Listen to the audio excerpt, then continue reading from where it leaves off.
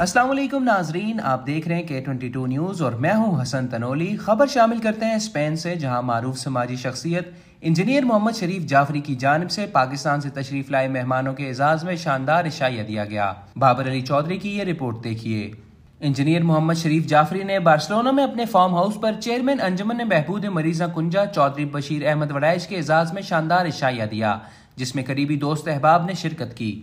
عشائیہ خوشگوار اور دوستانہ ماحول میں منعقد ہوا، جس میں شریک تمام مہمانوں نے پرلطف لمحات گزارے اور کمیونٹی کے مسائل پر تبادلہ خیال کیا۔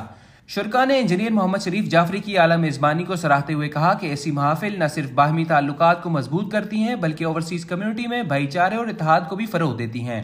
اس موقع پر شرکاء نے چودھری بشیر احمد وڑائچ کی سماجی خدمات کو خراج تحسین پیش کیا۔